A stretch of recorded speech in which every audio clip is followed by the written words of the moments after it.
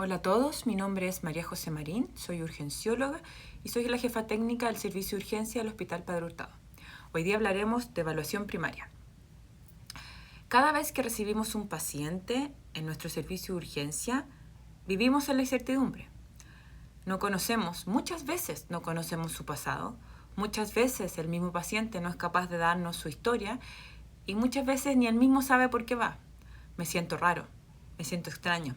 Me mandaron también, otras veces. Por lo tanto, nuestra atención en el servicio de urgencias siempre va a ser basado en la incertidumbre. Lo que tenemos que aprender a manejar con esta incertidumbre es el riesgo de atender al paciente, de darlo de alta, de tomar decisiones en un tiempo que es mucho más rápido que cualquier otra atención. Una atención en box, por ejemplo, sentado con un paciente conversando. Nosotros no tenemos los 20 minutos para poder evaluar a este paciente. Muchas veces son solo minutos, solo 3-4 minutos. Entonces llega la evaluación primaria como una evaluación propiamente tal, ordenada y sistematizada. A mi consideración es lo más ordenado y sistematizado que tengo en mi cabeza, claramente, frente a la vorágine que puede llegar a ser, por ejemplo, un reanimador, un día de invierno en Santiago, nos permite ordenar, ¿ya? Técnicamente es aplicable para todo paciente que consulta el servicio de urgencia.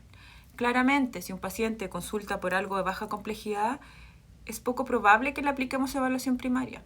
Pero si la enfermera le hace la categorización de ESI o de triage al inicio, le está haciendo una evaluación primaria también.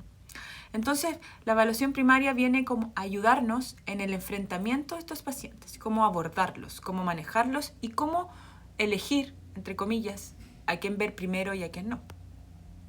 Entonces, como todo médico de urgencias, ya sea especialista, urgenciólogo o médico general dedicado a la urgencia, tenemos que ser reanimadores expertos, no solo en el manejo de un paro cardiorrespiratorio, que es algo que la AJA ha explicado y ha enseñado muy bien, sino que tenemos que saber esos pacientes que tenemos tal vez en shock y tenemos que ir a tratar una cetoacidosis grave, un shock séptico, etc. Tenemos que considerar qué pacientes pueden estar en riesgo vital. No solo el que llega al reanimador y está sangrando exsanguinantemente, sino el paciente que está sentado esperando su reevaluación y que puede tener una patología tiempo pendiente o de riesgo vital. Por ejemplo, una sepsis foco urinario por una pionefrosis, en donde si no lo opero, este paciente se puede complicar. Por lo tanto, tenemos que considerar y conocer las secuelas de estas patologías, no solo las evidentes como un accidente cerebrovascular y su periodo de ventana, sino todas otras patologías que tal vez no vemos frecuentemente. Entonces, cuando hablamos de el médico que ve la medicina, entre comillas, lo no quirúrgico, técnicamente, en el servicio de urgencia, tenemos dos grandes grupos, el internista o la medicina interna y la medicina de urgencia. Vemos al mismo paciente, queremos tratarlo igual y queremos solucionarle su problema igual. Pero tenemos una gran diferencia. La medicina interna va a ir a pensar en qué tiene este paciente, qué es lo que le está ocurriendo. Y se va a enfocar todo su tratamiento o proceso diagnóstico en esto. Nosotros en el servicio de urgencia, como urgenciólogos, pensamos en qué necesita. Necesita un internista en piso que lo estudie, eso en piso se puede hacer. Necesita una UCI, necesita irse de alta, necesita un antibiótico, necesita una imagen, etc. Necesita sentarse, no sé, tal vez. Y esa es la gran diferencia que hace de nuestro enfoque hacia el mismo paciente. ¿Los atendemos igual? Sí, pero el enfoque es lo que cambia. Es por eso que hemos llegado los urgenciólogos y el equipo de urgencia un poco a este lugar.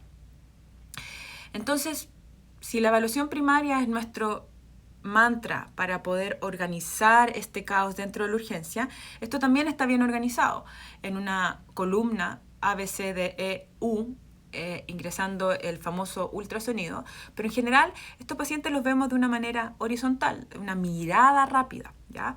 A de vía aérea, B de ventilación, C de circulación, D de déficit considerable neurológico, U de ultrasonido, en donde no somos ecografistas, sino que somos ecoscopistas, vamos a ir a mirar, evaluar, medir solo algunas cosas de manera rápida, en la exposición. Vamos a conversar de esto. Entonces, la primera pregunta, el cómo se ve. ¿Cómo se ve un paciente? Puede ser una pregunta fácil, bien, mal, más o menos. Fácil cuando los pacientes se ven así, cuando están con dolor o así, tiene una insuficiencia respiratoria o así, está con mottling, 6, 10.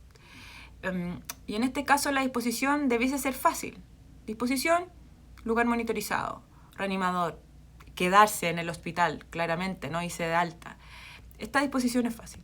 Pero cuando tenemos estos pacientes, en donde ninguno sobresale por sobre el otro, en donde las camillas ingresan y ingresan, como vemos ahí al SAMU, donde tenemos ya 2 pacientes acostados en camilla y otros sentados evaluando sus signos vitales, el cómo se ve se puede tornar muy difícil o muy igual. En ese sentido, la disposición se hace difícil. ¿Podré sentar al paciente o no? ¿Podré darlo de alta o no? Es más difícil. ¿Y cómo nos ayudamos? Con los signos vitales. Característicamente, los signos vitales son 6. No han enseñado 6. Pero no tenemos que olvidar el Glasgow y el EVA, o la escala análogo del dolor. El dolor, eso es lo más importante. Considerar estos pacientes. Un paciente joven con una fractura expuesta le va a doler. Y claramente tiene prioridad respecto a otras situaciones. La evaluación del compromiso con ciencia, históricamente no existe una escala propiamente tal, sino que el Glasgow vino a ocupar un poco ese espacio, pero sabemos que es un score que se creó para trauma. ¿Es útil? Sí. ¿Nos sirve para hablar el mismo idioma? Sí. Yo sugiero que lo hagamos o describamos qué es lo que estamos viendo. Hay que considerar que esto es una posta, por lo tanto yo le voy a entregar mi evaluación al médico que sigue o al equipo que sigue. Y la evaluación primaria completa nos permite dar una visión de este paciente, de estos 2 o 3 pacientes que se ven igual, a quién tengo que ponerle un poco más de ojo respecto al otro. Este paciente está bradicárdico, ok, lo veo antes que el que está normocárdico, etcétera, etcétera. Mirar los signos vitales, mirar el signo vital cuando ingresa nuestro paciente al box, pedir el signo vital cuando ingresa al reanimador, etcétera. Entonces, cuando nos enfrentamos a un paciente en el servicio de urgencia, lo primero que podemos ir a pensar es en el sexo y en la edad, ¿ya? O sea, tenemos que ir a verlo. Independiente de que tengamos que empatizar con nuestros pacientes, y todos nuestros pacientes son distintos, la señora Juanita, etc., el saber el sexo y la edad nos ayuda a abrir ventanas de diagnóstico o de síntomas cardinales, como en qué pensar en el fondo. Luego, el motivo de consulta, dolor, fiebre, trauma, etc., ¿cómo se ve? Bien, mal, más o menos. El cómo se ve va a ir cambiando y probablemente mi cómo se ve al cómo se ve de alguien recién egresado va a ser distinto. Evidentemente los polos son más fáciles, entre comillas, sino que el amarillo o el gris se hace un poco más pequeño para los que tenemos un poco más de experiencia versus el recién egresado. Y los signos vitales claramente nos va a ayudar a orientar qué paciente que está visualmente similar al otro, cómo poder levantar al primero. Y la disposición. Puede esperar la atención, tiene que pasar al reanimador, tiene que pasar a la unidad monitorizada. Se pudiese ir contra referencia hacia atención primaria, porque estamos llenos, tal vez, etc. Y la evaluación primaria, propiamente tal. Todo esto que les acabo de nombrar debiese hacerse en 5 minutos. Así de rápido, es una visión, es un ejercicio. ¿Se aprende? Sí. ¿Se acortan los tiempos? Sí. Otra cosa importante es en la disposición. ¿Se puede sentar? Los pacientes llegan en camillas trasladados desde la atención primaria muchas veces porque el paciente no tiene la posibilidad de ir por sus medios al hospital y el colega que está en atención primaria estima que tenemos que verlo nosotros, que eso también es muy válido. Entonces la gran pregunta que por lo menos en el Padre Hurtado nos hacemos es ¿se puede sentar para poder liberar la camilla? Ahora bien, una forma de enfrentamiento y que, como les comenté anteriormente, nos diferencia de la medicina interna, más que en el que tiene y el que necesita, es o son los síntomas cardinales. Cuando uno ve un paciente, por ejemplo, hombre, 50 años, dolor torácico, si yo en mi primera atención, hola, ¿por qué viene? Y yo digo, ¿tiene un infarto? O tengo que ir a descartar un infarto, olvidé todas las otras grandes causas o causas que pueden ser tiempo dependiente respecto a este síntoma cardinal.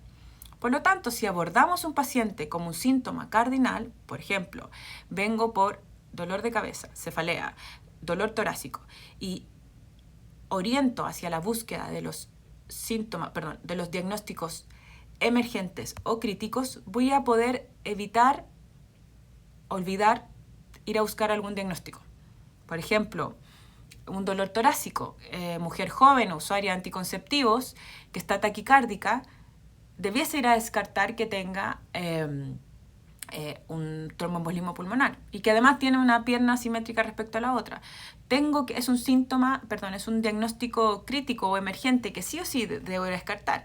En este caso, como ustedes pueden ver en la diapositiva, en la hemoptisis, yo tengo como un diagnóstico emergente, debo descartar neumonía, alguna alteración de los anticoagulantes orales, etc. Si olvido eso, puedo cometer errores en mi atención. Con este enfrentamiento respecto a síntomas cardinales, evitamos el riesgo o disminuimos el riesgo más que evitarlo.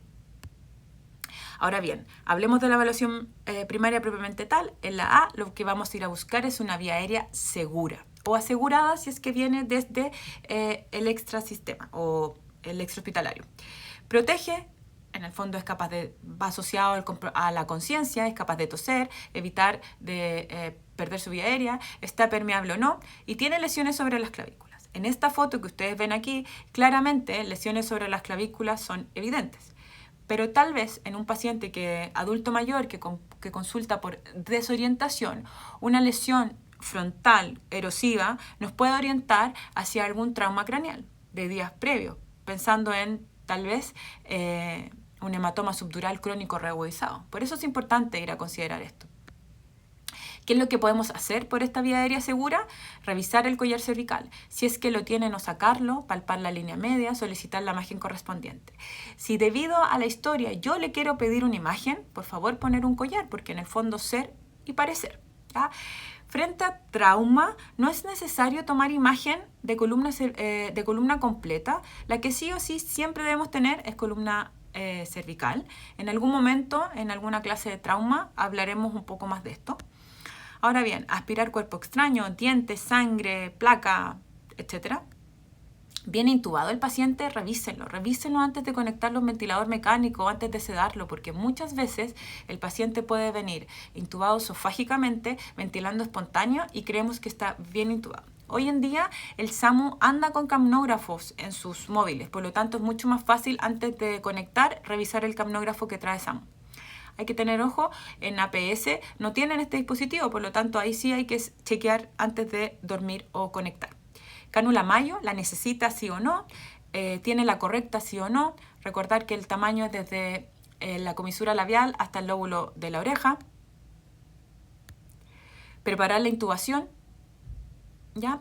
Aquí es súper importante porque si es un paciente que requiere intubación inminente, sí o sí, por ejemplo, el paciente previo que haya perdido, o este mismo paciente que tiene un trauma ocular, que está ventilando mal, etcétera, que no protege su vía aérea, si no revisamos todo lo que sigue, BSD, a lo mejor se está exsanguinando por por una fractura expuesta y no nos hemos dado cuenta, entonces nos vamos a encontrar con algo que se llama vía aérea fisiológicamente difícil.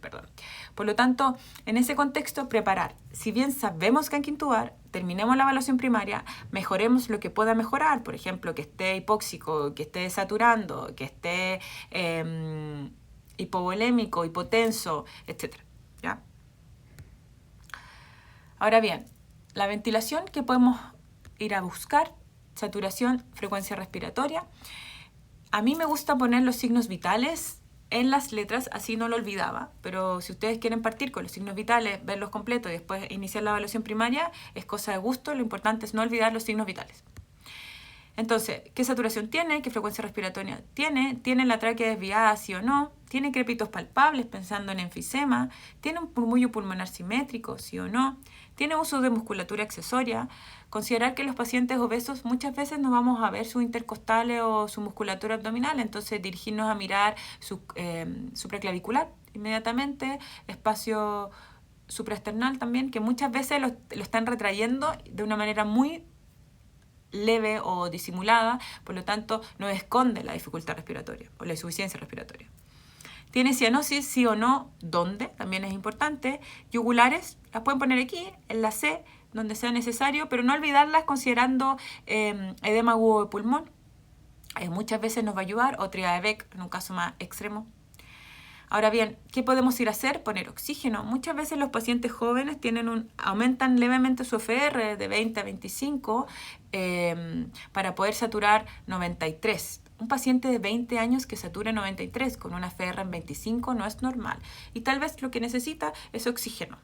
Muchas veces atribuimos estos cambios a nerviosismo o ansiedad antes de a lo cual viene. Entonces, en el fondo, ahora estamos en campaña de invierno. Entonces, si el paciente viene por dificultad respiratoria, por tos, por neumonía, por lo que ustedes quieran, y está con una FR en 25, saturando 93, claramente algo más hay.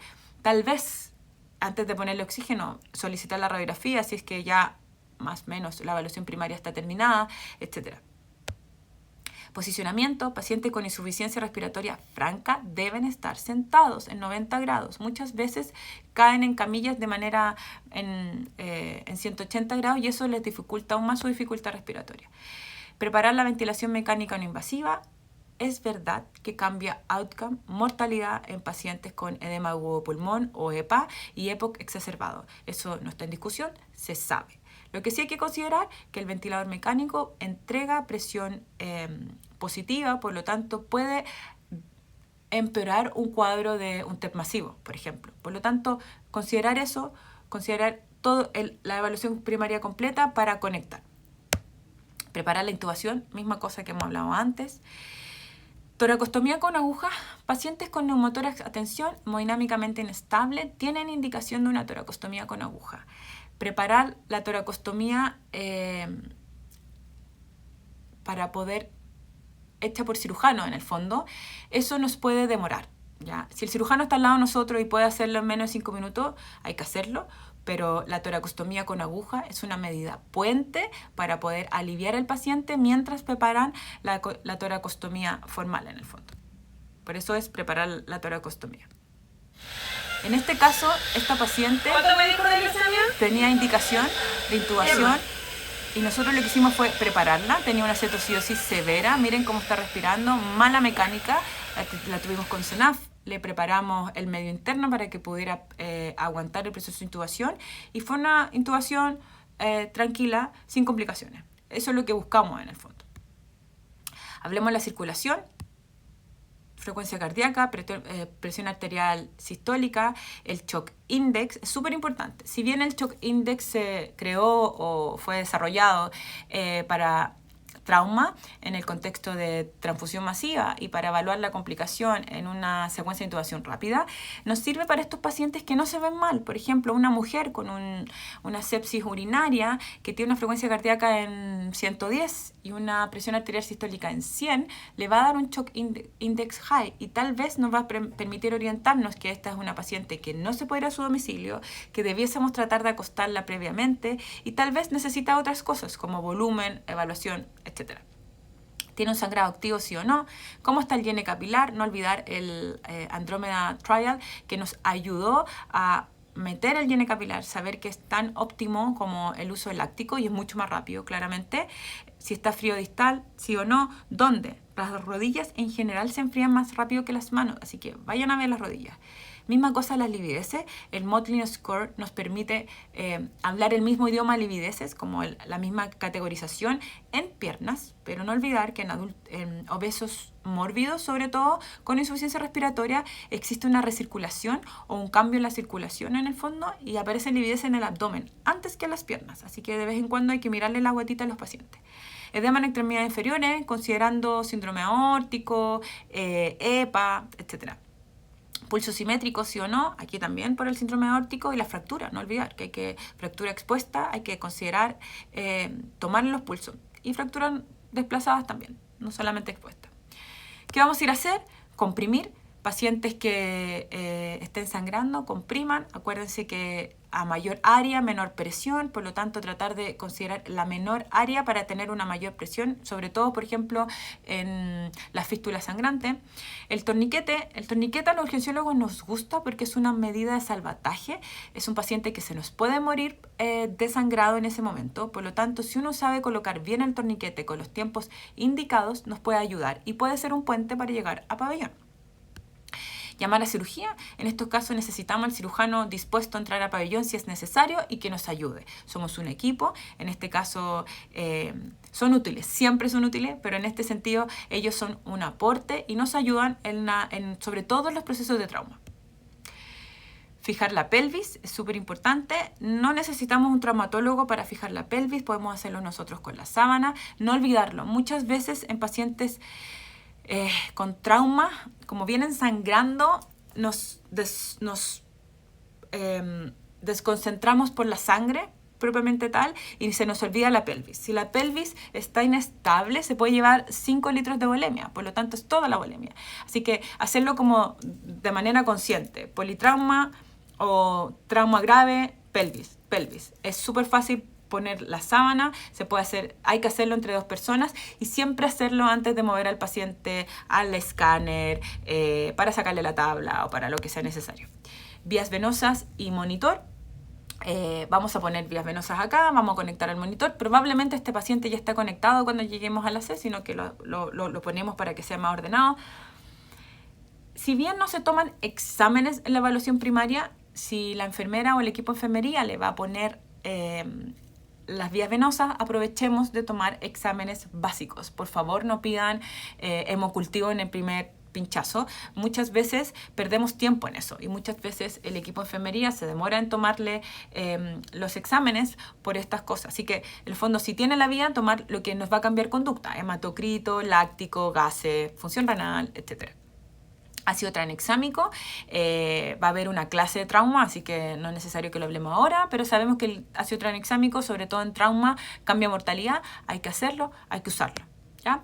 Preparar la cardioversión eléctrica. En general, un paciente que está con una taquicardia de complejo ancho regular con pulso o una TB con pulso en este caso y tiene indicación de cardioversión, ojalá llegar a pasar pseudoanalgesia, es lo más importante. Si el paciente es crushing en ese momento, claramente vamos a hacerlo lo más rápido y podemos cardiovertir sin pseudoanalgesia. Ojalá no. Ojalá nunca, ojalá siempre lo logremos, pero considerar que va a producir dolor, por lo tanto prepárenla.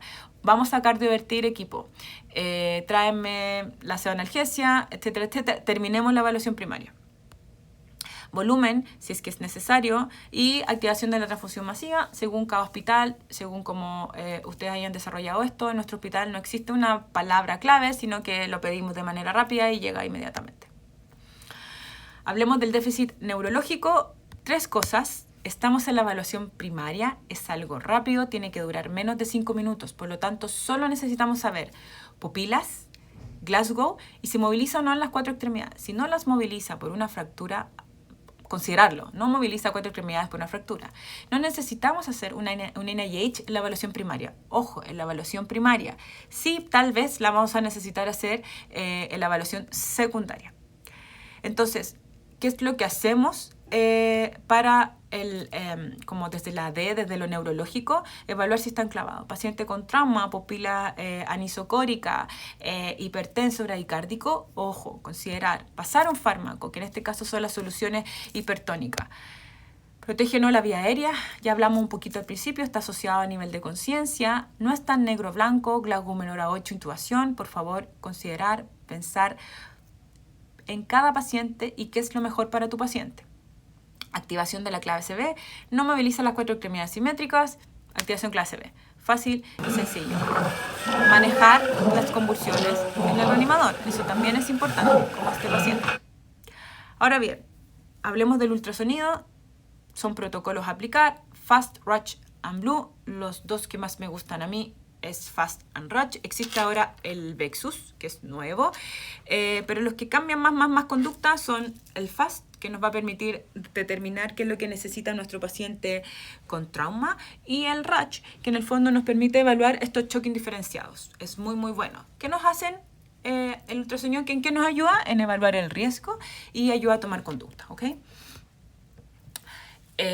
Ahora, la exposición es súper importante. Buscar activamente otras lesiones no significa que si el paciente consulta por dolor de garganta haya que desvestirlo, sino que considerar el motivo de consulta y qué es lo que estoy buscando en el fondo. Trauma, adulto mayor, pacientes postrados, busquen otras lesiones. Si no les cuadra el cuadro clínico, valga la redundancia, con lo que están viendo, vayan a buscar, vayan a examinar.